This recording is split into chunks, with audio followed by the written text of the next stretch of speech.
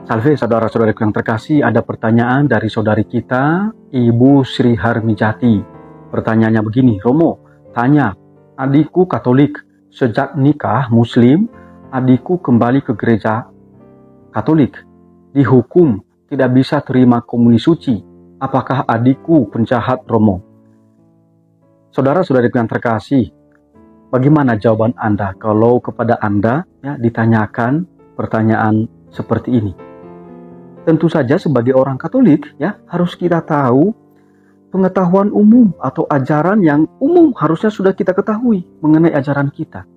Kan kalau kita sebagai orang Katolik lalu menikah dengan orang yang bukan Katolik, apalagi kalau menikah dengan mereka yang tidak dibaptis, berarti itu perkawinan beda agama. Lalu menikah lagi di luar gereja Katolik, bukan di dalam gereja Katolik, bukan di hadapan Romo, bukan di hadapan dua saksi, maka pasti perkawinan itu tidak sah. Nah, kalau perkawinan tidak sah, berarti orang Katolik yang melakukan itu, dia melanggar aturan Katolik. Karena dia melanggar aturan Katolik, maka dia kehilangan sebagian haknya sebagai orang Katolik, yaitu tidak bisa menerima komuni kudus dalam gereja Katolik. Kan di dalam kitab hukum kanonik, kanon 1108, sudah dinyatakan di sana bahwa orang Katolik harus tunduk taat pada aturan tata peneguhan perayaan perkawinan secara Katolik, yaitu dilangsungkan di hadapan Romo dan di hadapan dua orang saksi dan dilangsungkan di dalam gereja Katolik. Saudara kita ini tidak melakukan perkawinan di hadapan Romo dan juga di hadapan dua saksi, malah melakukan perkawinan di luar gereja Katolik, yaitu secara Muslim, Jadi seharusnya Ibu Sri Harmijati juga memberitahu kepada saudaranya itu bahwa dia sudah melakukan pelanggaran. Karena pelanggaran itulah maka dia terhalang dengan sendirinya menerima haknya untuk menerima komuni. Maka saudara-saudari yang terkasih, apa solusinya supaya adik dari Ibu Sri Harmijati ini, solusinya adalah bahwa dia mesti mengesahkan kembali perkawinannya secara Katolik. Istilah hukumnya adalah konvalidasi perkawinan. Tentu saja prosesnya gampang kok, tidak berbelit-belit. Dia datang ke pastor paroki menceritakan semua apa yang terjadi dengan perkawinannya di luar gereja Katolik itu.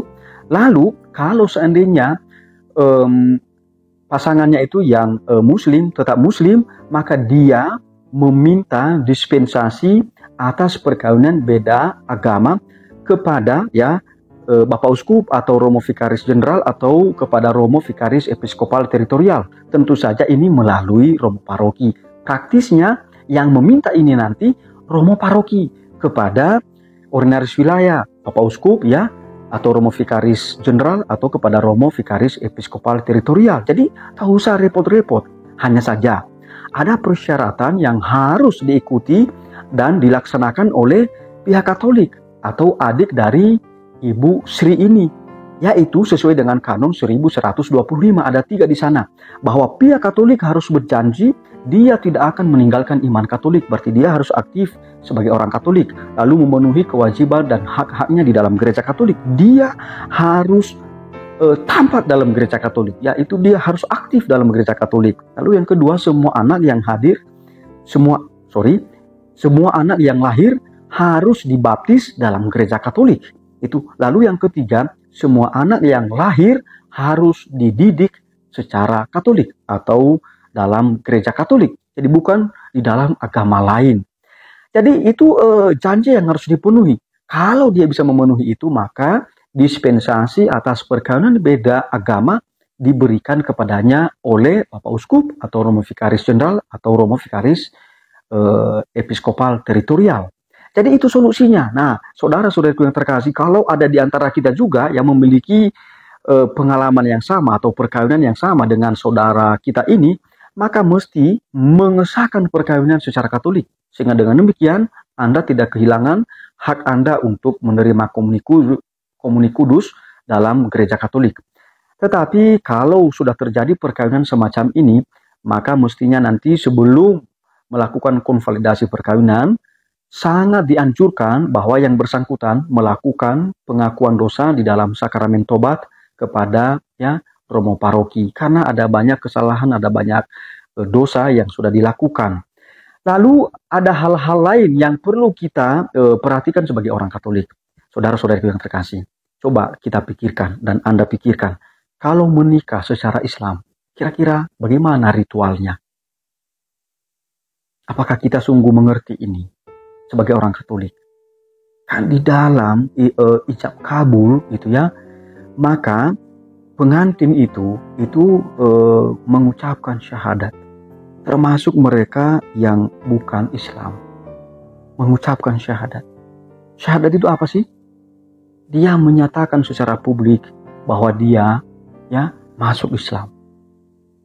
Dengan kata lain, saudara-saudariku yang terkasih, saudara kita ini ya sudah melakukan pelanggaran yang kedua. Secara publik dia meninggalkan iman Katolik. Kan begitu sebenarnya kan? Walaupun dia menyatakan bahwa dia kembali ke gereja Katolik. Tapi kalau kembali ke gereja Katolik, apakah serta-merta kembali begitu saja? Kan tentu juga tidak. Dia perlu ya punya komitmen kembali sebagai orang Katolik.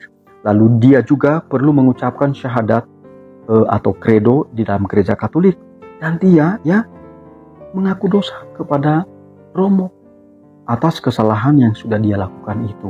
Jadi orang Katolik diminta, tentu saja itu ketika kembali ke gereja Katolik kita bersyukur. Oleh karena itu ya prosesnya itu juga tidak repot dan tidak ribet, sangat sederhana ya.